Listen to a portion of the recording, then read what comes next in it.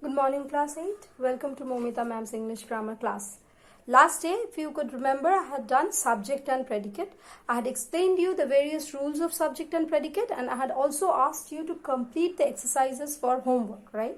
Now, since there is no teacher who can check your copy, so you are yourself teachers. So I would request you to check the answer while I tell you the answers. Okay? Now, open your exercise book. Exercise number 1. See? Class 8. Page number 8. Exercise number 1, 2, 3 and 4. There are 4 exercises in this book.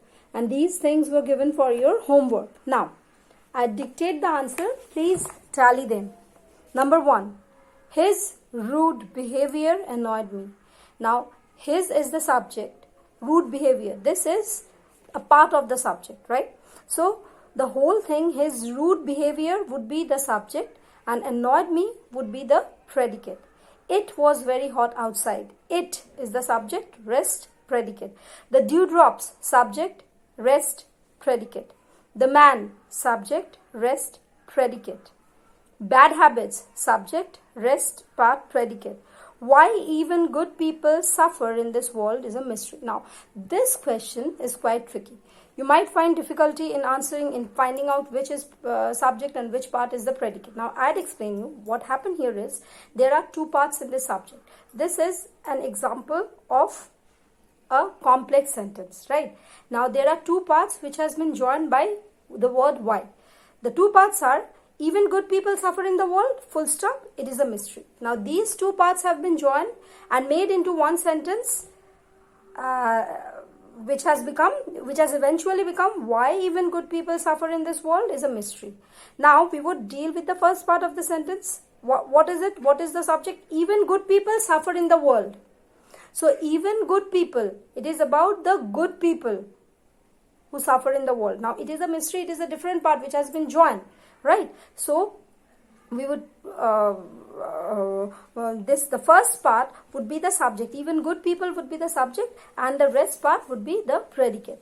A guilty conscience needs no excuse. Guilty conscience would be the subject, rest, predicate. Man is the only animal that man is the only animal that this part would be subject, rest, predicate. This subject, rest part is the predicate. He, subject, made attempt after attempt but failed would be the predicate. Now, this one, see, I've done it. This has been done here and I'll also tell you the answer. The answers would be, I gave to the beggar the little money I had. His father gave him a car on his 22nd birthday. Someone has stolen his new car. A thing of beauty is a joy forever. A man of upright character has nothing to fear. The teacher demonstrated how to prepare hydrogen gas. She yelled at her mischievous child. The answer she gave is wrong. Coal is found in West Bengal. The dog wagged his tail when he saw me. So exercise 1 and exercise 2 has been done. Now we would shift to exercise number 3. These would be your own answers. The subject is given. You need to add your own predicate. See, even if I tell you the answers, your answer would not tally with mine. So these things needs to be checked by a teacher. But you do it by yourself. When the school reopens, the teachers would definitely check. Exercise 1 and exercise number 2 has been checked. Exercise 3 and 4 you do your own. You do by your own. Now I'd shift to tense. Before I shift to tense, I would request you to make a chart like this. I'd hold it here. See, I have done it in the copy that you follow in school, right? So that you can understand what needs to be done. Okay? See, I've divided, you need both pages like this. I've divided each page into 2 columns. So, if you open your page, you would have 4 columns like this. Okay? Now, the first column, the whole thing is for, I have divided the whole page. See, 2 pages into again 3 parts. Horizontally, I have divided it into 3 parts and vertically 4 parts. So, in total, I have 12 boxes like this. The first 4 boxes, 1, 2, 3 and 4, are for present tense. The second 4 boxes are for past tense. And finally the last 4 boxes are for the future tense. Okay. See, I have written present on the top. Just it should be like, it should be exactly like what I have done in this copy here. Right? So see, in the first one I have written present. Here pastfuture.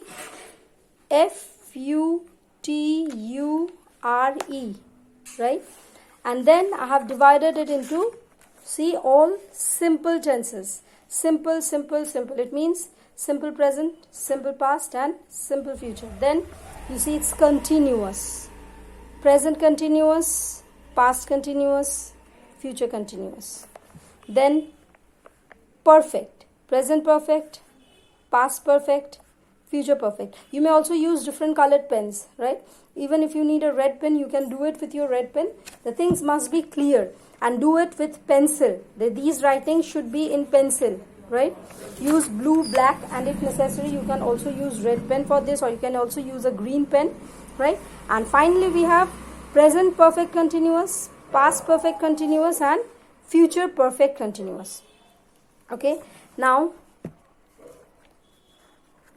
you see I've done then what have I done? Continuous. The rule for all the continuous, present continuous, past continuous and future continuous is the same, which is be verb plus verb plus ing. I've written here, it's not quite clear. It's be verb plus verb plus ing. Then the be verbs used in present tense is am, is and are. Be verbs used in continuous tenses, past continuous tenses are see the same thing. Be verb plus verb plus ing. And the be verbs used are, for past tenses, it would be was and were. And then I have future continuous tense. See, same thing. Be verb plus verb plus ing. And be verbs here would be shall be and will be. Shall is not the be verb. Be verb is be. Now, what do you understand by be verb? There are 8 verbs which come under be group verbs. What are those?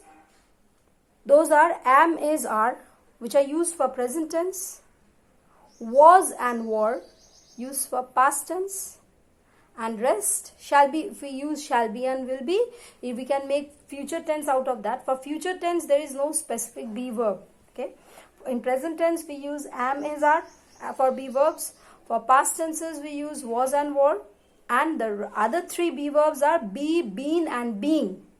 B-E-B, B-E-E-N, been, and B-E-I-N-G, being. So these 8 verbs come under the be group verbs.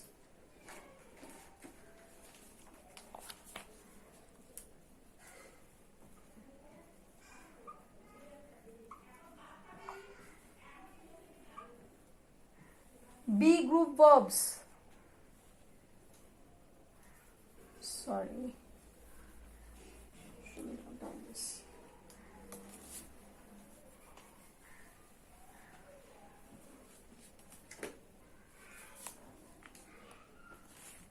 Am, is, are, was, were, be, been and being. Right? Now,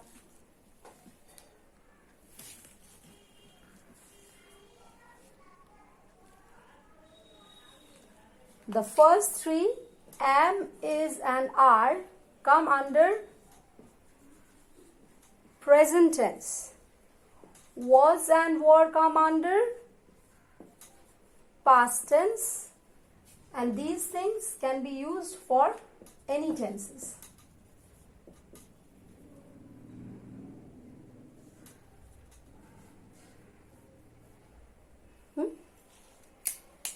Now, coming to this part once again,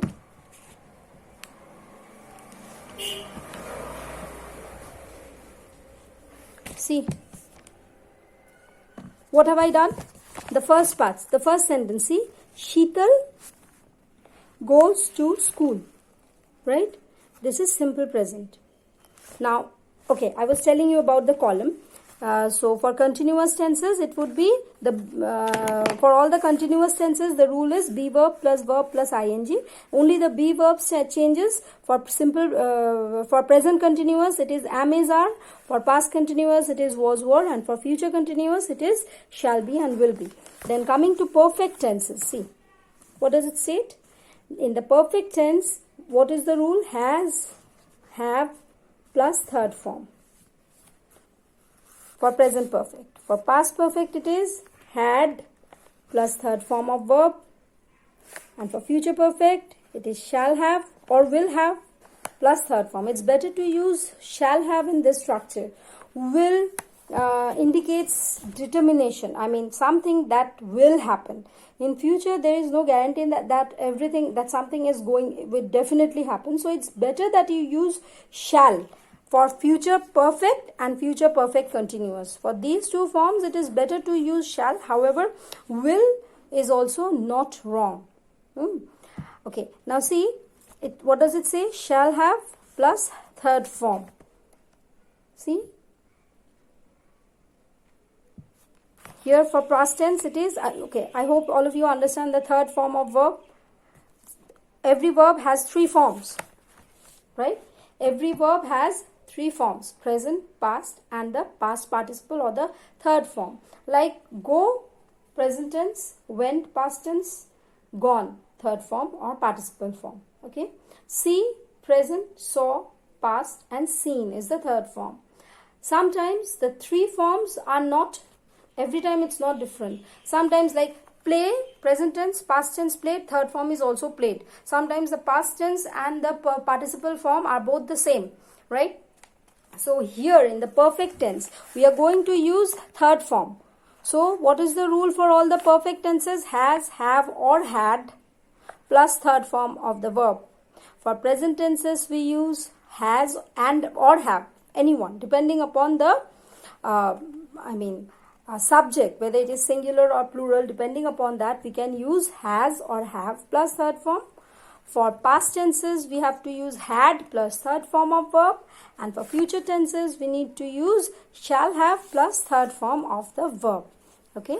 Now, coming to perfect continuous tense. See, perfect continuous. The name itself suggests that we are going to connect both these two things, perfect and continuous. How would you do that? Now, first part we would take from perfect and the second part from the continuous part. Now see, Sheetal has, I've taken from the perfect part. I've used a joining word which is been, right? And then rest part from continuous. Going to school. So the structure says what? Has or have plus BEEN been plus verb plus ing, which is from continuous. So has and have we take from perfect.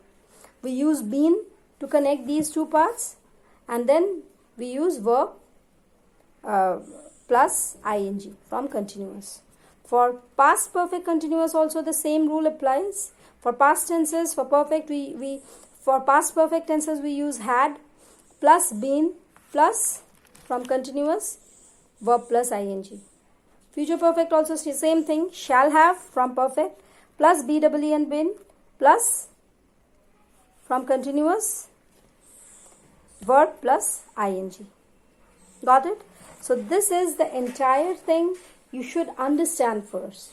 And see, now I have taken one sentence and then I have constantly changed it into 12 different parts. 11 different parts. So the first sentence states what? Sheetal goes to school. When I change it to present continuous, what does it become? Be verb plus ing. So it becomes Sheetal is going to school. For perfect tense, it becomes what? Sheetal has, third form, gone to school. For past perfect tense, Sheetal has from perfect tense. I add a been and then I take from continuous going to school. The same sentence I have changed to past tense. Sheetal went to school. So goes becomes went here. Right? And then what have I done? Continuous. Sheetal was, not is. Here I have used is. Here I have used was because it is past tense. Going to school. Sheetal, for past tense I have to use had plus third form gone to school. Then perfect continuous. Sheetal had from perfect. Been, I have to add been, and then the rest part from continuous tense, going to school. Then see here, Sheetal shall go to school. Sheetal, be verb, shall be, verb plus ing, going to school. Sheetal shall have plus third form, gone to school. Perfect continuous. Sheetal shall have been plus going from here to school. I hope you understood what has been explained to you. Now, see there I have given many other sentences here, 4 other sentences. Okay. Now you have to change it accordingly. The first and second one is I see a movie. The next one is they drink milk. Sorry, I have written here drank. It would be drink. Don't copy from here drank. It would be drink. They drink milk. It would be drink here. They drink milk. The child rides a horse. The ships sail. So these are your 4 sentences which you would do for your homework. Okay. Now coming to your textbook.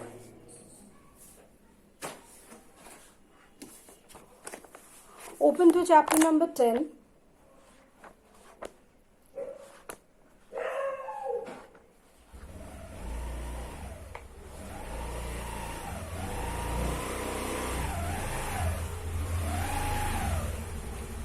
Exercise number chapter 10, page number is 56. Chapter 10, page 56.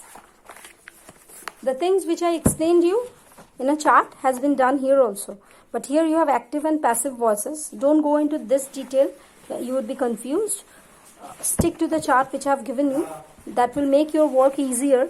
Now here you have simple tenses. How to do the simple tenses here. Interrogative sentences. Interrogative sentences we would do later. Interrogative sentences just nothing. But in interrogative sentences, for simple tenses, we have to use do or does to make questions.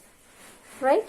And for the rest of the thing, we would use the same auxiliary verb which are in the sentence itself. I'll explain you those things. You don't need to bother about that. Now, coming to the exercise, see here. Exercise number 1. You need to fill in the blanks using the correct form of the verb. Right? Now, what does the rule say? What does the rule say? For simple tenses, if it is singular, right?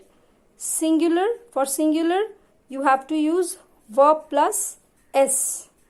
For plural, you don't use s with the verb. For I and you, again, you don't use verb s with the verb.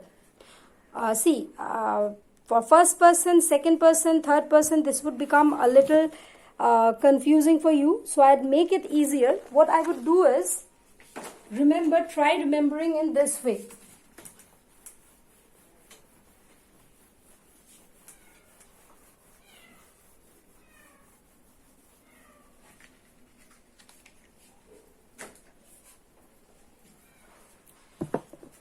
Singular, verb plus s, plural, verb plus no s, and I and you. If these are the subject, then also verb plus no s. So So any singular except I and you have to use S with the verb. Now,